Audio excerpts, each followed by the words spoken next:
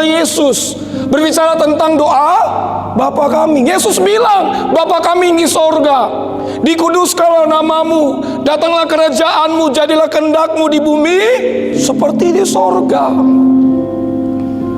Jadi kalau istri kita bilang sama suami dalam misalkan perkumpulan arisan, istri bilang kepada suami, Pak, kamu berdoa. Suami jangan bilang, gak bisa berdoa saya. Iya kan? Doakan saja, ngomong saja bicara tentang doa Bapa kami. Saya ingat Bapak Ibu, saya pernah sampaikan di tempat ini. Anak saya pada saat itu umur, kalau nggak saya kurang lebih sekitar 3 atau 4 tahun. Ya, 2 tahun lah kalau nggak salah tuh. Dia bilang pernah kasih pertanyaan sama saya, Papi, kata dia, ini anak yang kedua, Papi tahu nggak siapa itu Yesus? Wah, saya bilang ini pertanyaan yang luar biasa ini. Anak umur 2 tahun. Saya bilang Yesus kita Tuhan, Yesus yang punya surga, Yesus yang menciptakan langit dan bumi, bahkan Yesus yang menciptakan ya kamu nak. Kalau Yesus yang punya surga, sekarang di mana dia? Wih, saya bilang, wah ini pertanyaan teologi nih. Bilang papanya nggak pernah tanya begini ya kan? Saya bilang Yesus sudah di sorga nak. Terus kapan dia datang lagi? Wah, dia datang, dia menjemput orang setiap yang percaya kepadanya. Kita nggak tahu kapan waktunya. Terus nanti kalau dia datang, papa, mama, terus abang masuk surga nggak? Wih, saya mikir saudaraku, masuk surga nggak ya? Iya kan? Karena kenapa Bapak Ibu? Kan banyak orang Kristen kan udah lahir baru. Karena perjalanan hidup kita ini kan perjuangan Bapak Ibu, berjuang, pertandingan iman. Saudara lihat, ada seorang hamba Tuhan, pendeta besar, dapat penglihatan. Saudara tahu, di neraka sana itu banyak hamba-hamba Tuhan yang masuk neraka. Karena mereka pintar berbicara di depan mimbar, tapi belum menjadi pelaku firman Tuhan. Jadi sebenarnya apa yang kita khotbahkan ini Bapak Ibu, ini tantangan bagi kami hamba Tuhan, harus kami lakukan. Apalagi saudara yang belum jadi pendeta saja, ya. Apalagi kita yang sudah jadi pendeta. Jadi sebenarnya saudaraku, khotbah yang paling bagus itu adalah bagaimana yang sudah dilakukan. Amin. Bukan berbicara tentang pemahaman tentang teologi yang hebat, yang luar biasa, enggak. Karena di sorga Yesus nggak tanya akan hal itu. Yang setiap kali kita khotbahkan adalah apakah kita sudah lakukan. Ya kalau masalah tentang doa, saya pasti, ya saya punya iman dan saya yakin saya sudah melakukan bagaimana tentang berdoa. Bahkan sampai sekarang Bapak Ibu, puji Tuhan karena atas anugerah Tuhan, saya dimampukan. Saya bangun jam 4.30 untuk apa? Bersaat teduh, saya berdoa. Karena doa itu merupakan napas kehidupan bagi setiap orang percaya. Kalau saya pelajari Alkitab saudara baik-baik, dalam konteks perjanjian lama, bagi orang Israel, doa berbicara tentang Sema Israel. Mereka naikkan doa mereka 2 kali sehari, malam dan pagi. Dalam konteks perjanjian baru, bagi orang Yahudi, doa bagi mereka adalah melebihi semua perbuatan baik manapun. Bayangkan. Jadi doa itu sangat penting. Jadi kalau saudara nggak berdoa, mohon maaf nih, kerohanian saudara pasti akan mati Pak Bu. Ini saya ibaratkan ketika saudara makan makanan jasmani. Kalau saudara nggak makan, saudara nggak minum, saya percaya akan mengalami kelemahan tubuh dan akan sakit Pak. Demikian pula kerohanian kita Pak Bu. Pesan saya Bapak Ibu, jangan malas berdoa Pak. Sekalipun ada timbul keinginan daging kita, saudara harus lawan. Amin. Sebelum saudara memulai aktivitas saudara, jangan langsung pegang handphone saudara, jangan langsung cari kopi, jangan langsung cari koran. Berdoa Pak Bu, sebelum mulai aktivitas Pak. Karena sangat penting sekali doa itu. Orang-orang yang sudah mulai malas berdoa, imannya semakin hari semakin jauh dari hadapan Tuhan. Nah, kalau udah ya iblis mengintimidasi, iblis akan bilang begini, sudahlah, ngapain kamu berdoa? Sudahlah, kamu aja udah jauh dari hadapan Tuhan, udahlah, ngapain kamu berdoa lagi sama Tuhan? Hati-hati, karena iblis sudah kau cari-cari kelemahan saudara. Tapi orang yang rajin berdoa, bertekun di dalam doa, imannya tidak hanya saja kuat dan teguh, tetapi hidupnya semakin hari berakar di dalam Kristus. Katakan amin. Nah, hari ini saudaraku, ada 3 hal yang dapat kita pelajari. Doa seperti apa yang berkenan di hadapan Allah. Bagaimana doa yang berkuasa? Yang pertama, Matius pasal 7 ayat yang ke-7. Ya, sama-sama kita baca 2, 3 ya.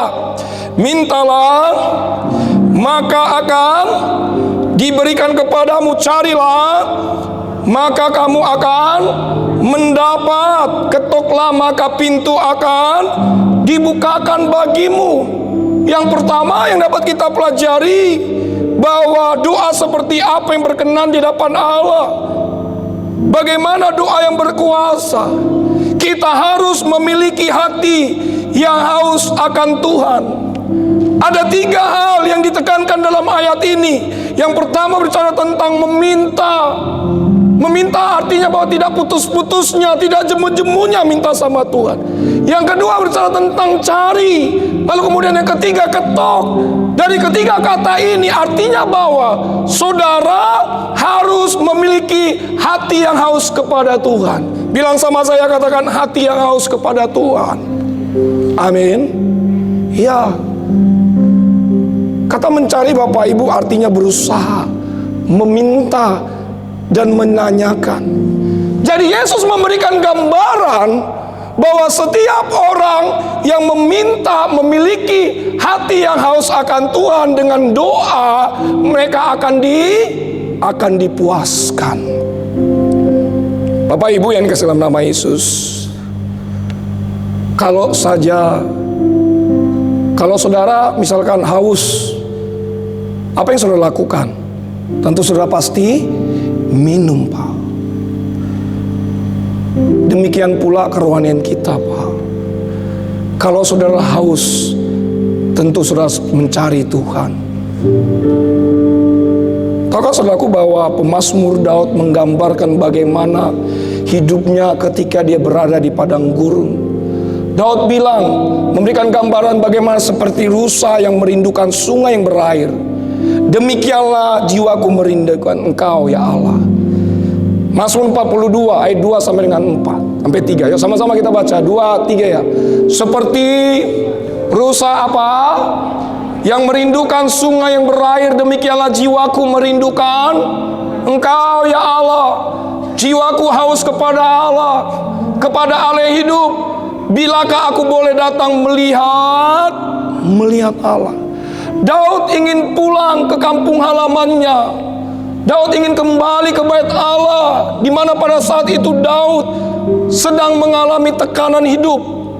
Daud sedang mengalami pergumulan hidup, di mana Daud ingin dibunuh oleh Saul di tempat persembunyiannya di padang gurun. Daud bilang begini, seperti rusa merindukan sungai yang berair, demikianlah jiwaku merindukan Engkau ya Allah. Tanpa memiliki kerinduan kita kepada Allah, saudara tidak akan pernah memiliki rasa haus dan lapar akan doa. Saudara harus memiliki kerinduan. Bayangkan Daud, dia memiliki kerinduan akan firman Tuhan, akan berjumpa dengan Allah yang hidup.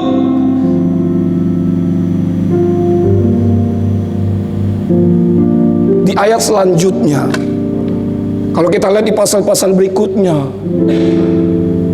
Daud kembali ke rumah Tuhan. Waktu dia kembali ke rumah Tuhan, dia menyenangkan hati Tuhan. Ada begitu banyak orang Kristen hari-hari ini justru haus akan uang, Ada begitu banyak orang Kristen hari-hari ini, mereka rindu akan jabatan, kedudukan, pangkat, kekuasaan. Dan pada akhirnya mereka tidak memuaskan hati Allah. Mereka hanya ingin haus akan tentang hal keinginan-keinginan daging mereka, hal dunia ini. Pertanyaan kita hari ini, maukah saudara haus akan Allah? Maukah jiwa saudara haus akan Allah? Milikilah kerinduan untuk datang kepada Tuhan. Amin. Tapi kalau hari ini saudara tidak memiliki kerinduan, saudara mulai cek hati saudara. Jangan-jangan ada sesuatu terjadi. Saudara belum bereskan hati saudara sama Tuhan, atau mungkin juga kepada sesama. Masih ada yang mengganjal doa-doa saudara hari ini. Masih ada yang mengganjal bagaimana saudara memiliki kehausan, kerinduan kepada Tuhan. Hari ini saya sebagai hamba Tuhan, bereskan dulu kepada Tuhan, supaya saudara terus memiliki kerinduan kepada Tuhan. Mau tidak mau, suka tidak suka, kita sebagai orang Kristen, kita harus memiliki kerinduan, haus, ingin berjumpa dengan Allah. Karena orang-orang yang rindu akan Allah, mereka tidak hanya saja dipuaskan. Alkitab Anda saya mengatakan mereka mengalami kelegaan dan mereka diberkati oleh Tuhan. Beri tepuk tangan dulu, beri pujian bagi Allah kita. Itu yang pertama. Yang kedua, Matius pasal 21 ayat 21 sampai dengan ayat ke-22. Yesus menjawab mereka, "Aku berkata kepadamu, sesungguhnya jika kamu percaya dan tidak bimbang, kamu bukan saja akan mendapat berbuat apa yang kuperbuat dengan pohon ara itu, tetapi juga jika kamu berkata kepada gunung ini, beranjaklah dan tercampaklah ke dalam laut, hal itu akan terjadi. Dan apa saja," perhatikan, "dan apa saja yang kamu minta dalam doa dengan penuh kepercayaan." Ada kata dengan penuh kepercayaan, kamu akan menerimanya. Jadi kalau kita bisa balik bahwa kalau orang tidak memiliki iman, kalau orang tidak memiliki kepercayaan kepada Kristus, bagaimana mereka bisa menerimanya, Pak Bu? Tapi hari ini saya sebagai hamba Allah, kalau sudah percaya, beriman kepada Kristus, maka apapun yang kita doakan, kita akan menerimanya. Jangan bimbang, Pak. Orang bimbang tidak akan mendapat, tidak akan pernah